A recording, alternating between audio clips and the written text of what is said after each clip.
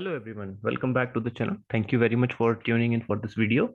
So I'm starting a beginner series. It's gonna start with absolutely beginners, the people who are just entering into the chess world or they know some very basics. So if you want to know about the rating range, it's something like maybe like below 500 for now.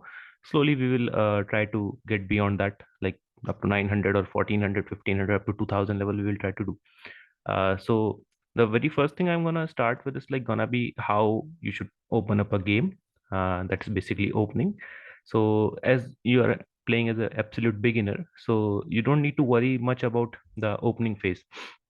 The thing that that you should worry about is not getting checkmated in first few move. Like it's a very famous trap that let's say if someone is playing with white pieces and like the opponent is playing with black pieces, then you go here and the most common response is to go here and then you get checkmated, and this is called scholar's mate. So this is the very first thing that we are supposed to avoid.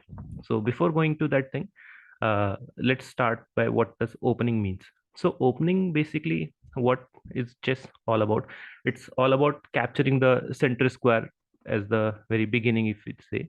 So these four squares are your center square, and the corresponding four squares, these are also called center squares, and they are like important to us also, but not ultimately important as these four central squares we have. So the first move that we will be thinking about, like as we are looking at the perspective of a black, uh, people playing with white pieces. So the first thing that you're supposed to think about is capturing these four squares. So this four squares, we can capture it in few ways. First, it's to go by e4. In that one, we will be capturing these two squares. Okay. And second way is to go d4, in which we are going to capture this square and this square.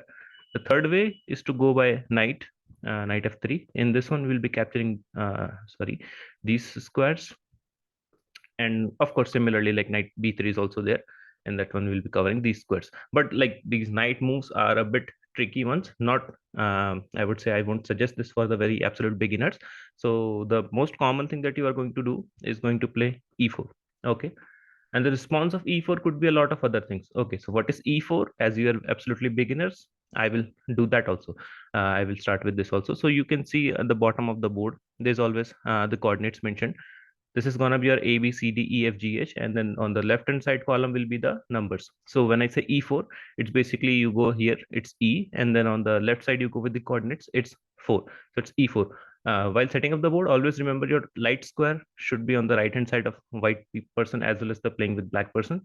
Okay, so that's first move, e4. We are covering a few squares of the center, and now it depends on our opponent's reaction to our move. As being white, you're supposed to face off the reactions, what sort of moves your opponent has played. So his reaction, you're going to act accordingly. So there are multiple moves that your opponent can play this position. Of course, starting with the most common one, e4, e5, that you are going to face most of the time.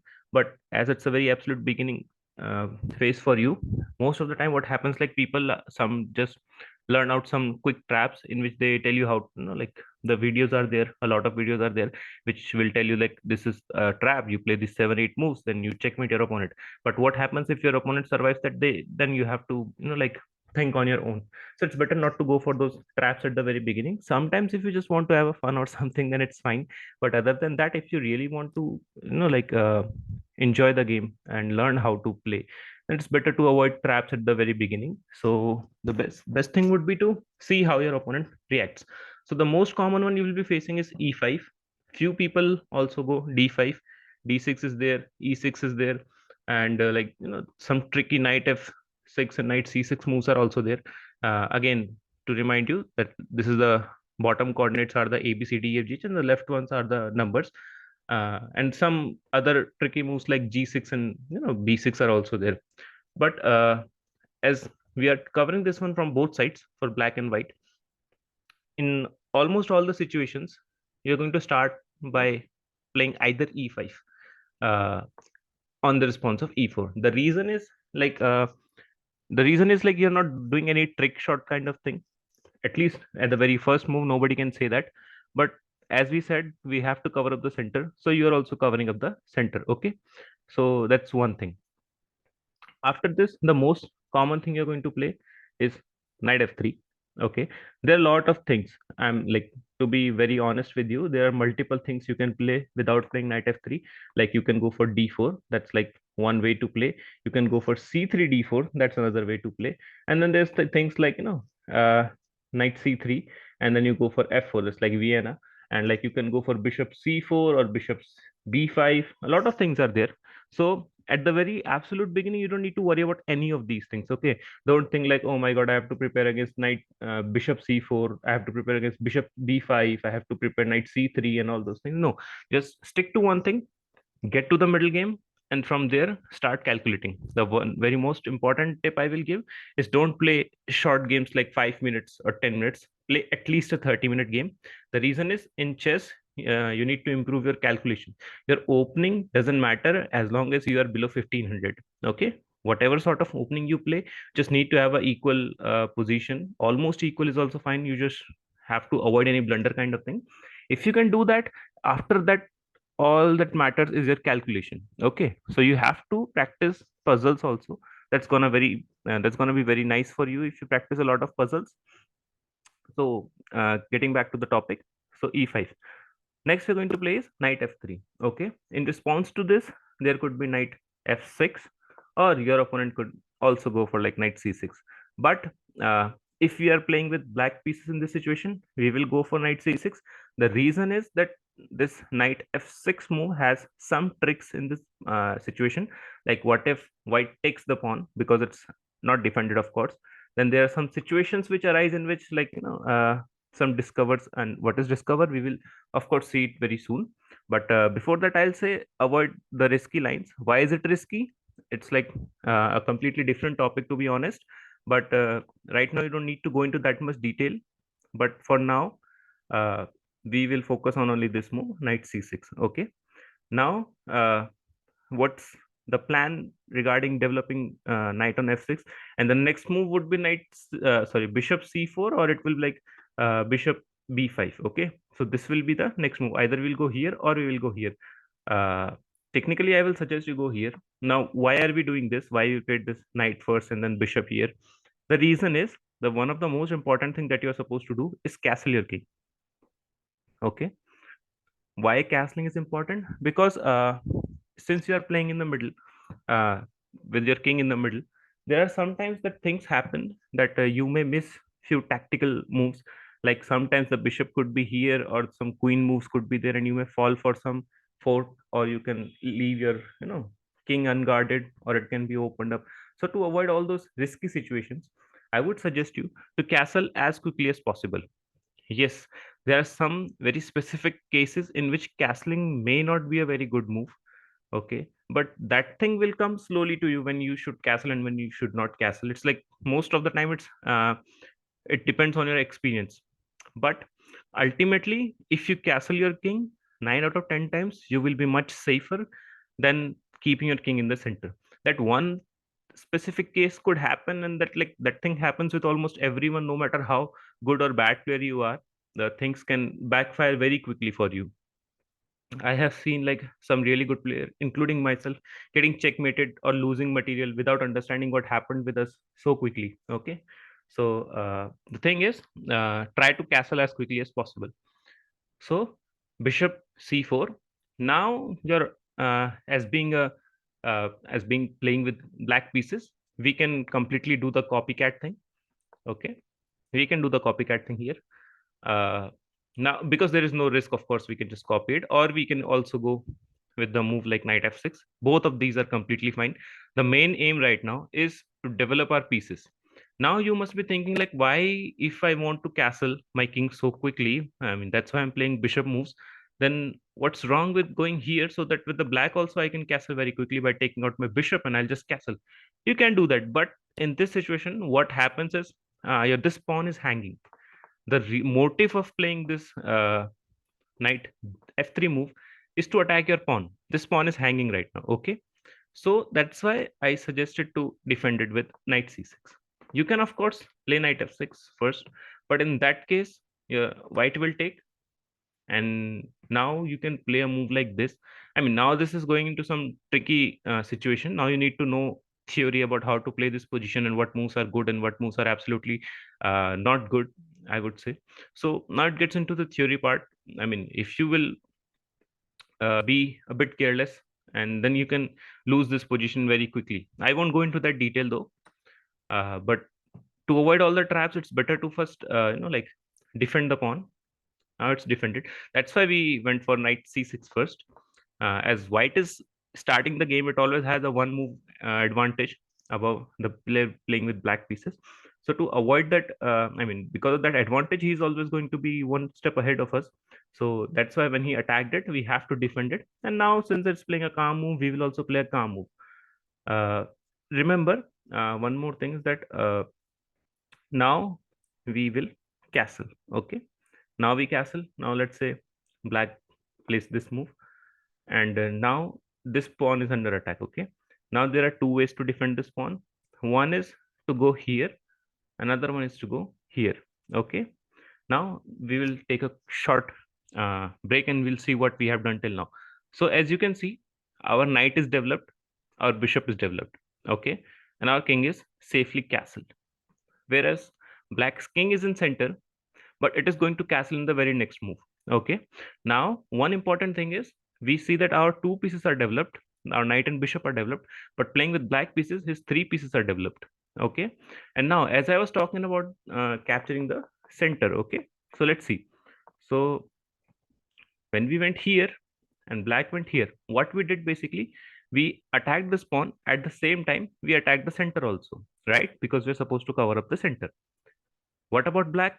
When he played the knight c6 move, he's defending his pawn as well as he's also covering the square of center at the d4, right? So it's going on d4. Now, when we made this next move, I told you, right? We can go on bishop b5 also. But as we are talking about covering the center, it's better to play a move like knight bishop c4, because now we are covering the center again, right? d5 square is covered, and then of course e6 square is also, I mean, under we can like it's under the site, and bishop b3 is also possible now. So like b3 square is also covered. So we can see that we are covering up this whole diagonal right now, right? When black made this move, it's also covering this squares, covering the center. So right now we can see that everyone is fighting for center. All the pieces that we are developing, they are fighting towards center, except this move. Why? Because king is the most important thing in the chess game.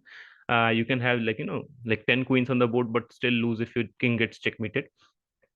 So we took our king to the center, out of the center. Now black made this move knight f6, and you can see again this move knight f6. It puts pressure on the center, right? Or this pawn is hanging. Now we can either make the move of knight c3, or we can make a move knight, I mean bishop. Sorry, we can make the move d3, or we can make a move like rook e1. Like multiple moves are possible here. But as you can see, all the moves are targeted towards the center, right? So we are hitting the center, our opponent is also hitting the center. That's the very first principle that I would like to tell you, is that try to cover up the center, take the king out of the center as quickly as possible. And now whatever, like let's say if white makes a move like this, black will also castle, and then it's all like safe. In this situation, one small trick is there, you have to be a bit careful about, is that white going here.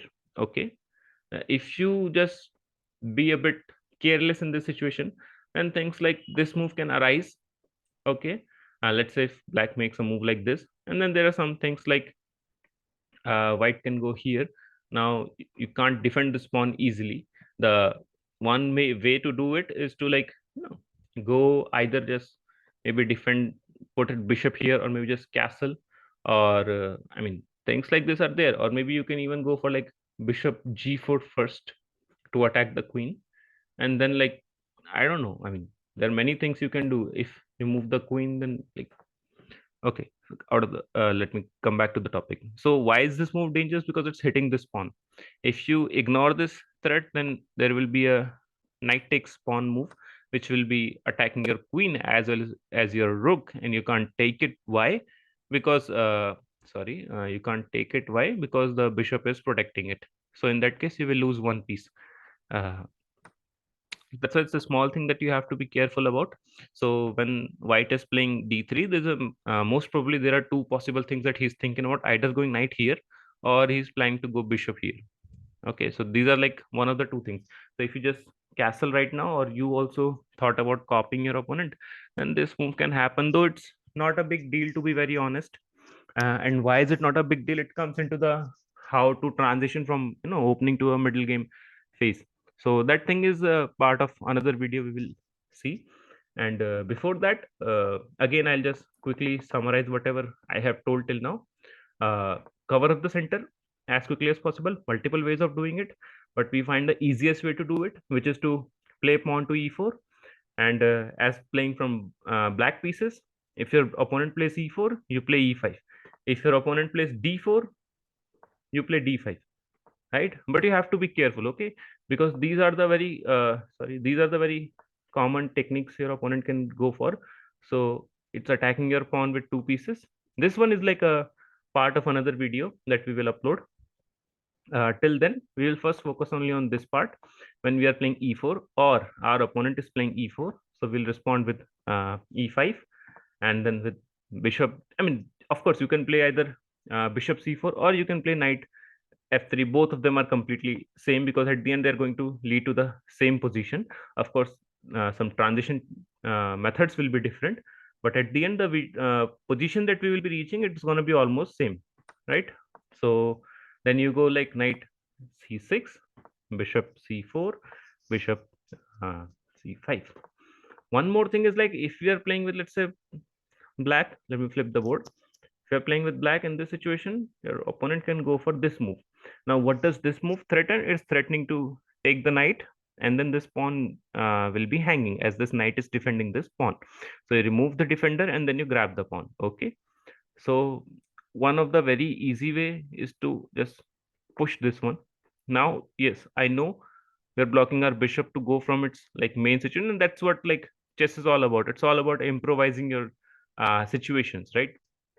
You can't just have one plan and stick to it forever, because, as I said, if you're playing with black pieces, you are responding to your opponent's threat. And right now, by playing a move like this, your opponent is creating a threat, so you have to respond to that threat. One another way to respond is to go here, like knight e7 is there. But the issue with knight e7 is that now you have completely blocked your bishop, and white will be like, ha ha ha, I'll sit here, fine, I won't take it. You are just defending a knight which I won't take. But now you have blocked your bishop, so I'll just develop my knight. And now you can see I have three pieces into the game, right? And you have only one piece, two piece. And my king will be castling in the very next move, or it can castle even right now, right? It can castle even now. But for playing with black pieces, we need still more moves, right? We have to either go g6, bishop g7, and then castle. Okay, so it's like taking some extra times. That's why I'm saying, like, it's not a good idea in this situation to block it with the knight. It's better you play d3. Of course, we are blocking our bishop, but the bishop can come out via this diagonal, like, we can go for bishop e7, knight f6, and then castle. And then later we can move a knight somewhere, in which, I mean, depending upon the situation and position, of course, we can move our knight, and we can bring our bishop back to the game. So yeah, so that's one more thing. So just cover up the center, try to castle as quickly as possible, develop your pieces towards center. There are, like, one more thing I should have mentioned actually, is that you should always develop your piece towards center. Here our knight can develop in two ways, right? Either here, or it can go to here. Now, why am I saying develop towards center? It has a very, very, like, easy thing to do. Just put it on the corner. Okay, now you calculate the number of squares it's covering. Since it's a knight, it will go like this. Okay, so yep, so this is one square that's covering, right? This is the second square, third square, fourth square. So this knight is covering four square. And you can see that this four square, only one square is the one which is covering a part of center, and that center is the secondary center, as I mentioned in the very beginning of the video, that this is the part of secondary center, I will call it, and this is the main center. So this knight is covering only one square, and that too of the secondary center, so it's not a very efficient move to make. Okay, now the difference with knight f3 is that now you see 1 2 3, 4, 5, of course, 6, 7, and 8. See the difference between here versus here. So here you are not only covering 8 squares, which here you are covering only 4 squares, right? 1, 2, 3, and 4. So here you are covering 8 squares, as well as 2 out of those 8 squares are the absolute center squares that you are covering, right? So it's a much better move. So that's why we are trying to develop our pieces towards center. One more thing, please don't try these type of things, because I mean, in the very few games it may work, but people nowadays know how to, like, play against these type of things. Just make a move like this, and now your queen can never go out. And if you're, I mean, let me just flip it quickly. And if your opponent starts with the queen first, then remember, right now this knight f6 is not a good move. Why? Because queen takes e5 is a check on you, and you have to block it, and then, like, it's simply up a pawn. Though of course, I mean, you can try to do this also, blocking it this way. In that case, you have to take and then push and then again move, and then, I mean, not going to too much detail, but you can see, like, here white just won the pawn. So avoid this thing. So first you have to cover up. So first we go, I mean, there are multiple ways to defend it. You can defend it by going queen to e7, or you can defend it by knight c6. I'll suggest go by knight c6. We are avoiding early queen moves, because early queen moves are not a good move. Why? Because queen is one of the most powerful pieces on the board apart from king. And if it gets attacked, you're forced to move it. So it's better not to risk it. It's better to bring the heavy guns later down the game rather than putting them out at the very beginning, right? Now the most common move that you will see is here, bishop c4. And now against this move, like, you have to protect this one, right? Again, I'll say, if you go here, it will be a checkmate. So don't fall for these things. One of the easiest way is to just push this pawn. Okay, now queen is attacked, it has to move, it can't take here, right? So let's say queen goes to f3. Now see, again it's threatening the same, but just go knight f6. It's not an issue right now. It's completely fine position for us. uh, Now you can think about going for something like knight e2 or something, but then now we can, like, just bring our bishop out, or maybe just defend this pawn by playing d6, or just play bishop g7 and castle. And then you can see that since the queen is out, it looks like, oh my god, the queen is out, he got the heaviest piece out quickly. But very soon you will see that, why is this knight move was here, because otherwise if he plays anything else, we go like quickly knight d4, we are targeting the queen. Now queen can't go here or here or here or here, so it has to go on a very awkward square, right? Apart from going back, if it goes back, I mean, congrats, you are completely equal on the tempo now. Rather than white leading the game, now you will be the one leading the game, right? So that's why I'm saying, like, don't go for these early queen moves, because they don't work out. Apart from, like, one or two moves, they won't work out. And then most of the time you'll be struggling with the pieces, your queens, your queen and the other pieces. So it's better not to bring the queen out. So again, castle quickly, cover the center, develop towards center. These are the main things. And slowly we will be trying to, like, go into more details very quickly. And see you in the next video. Thank you very much.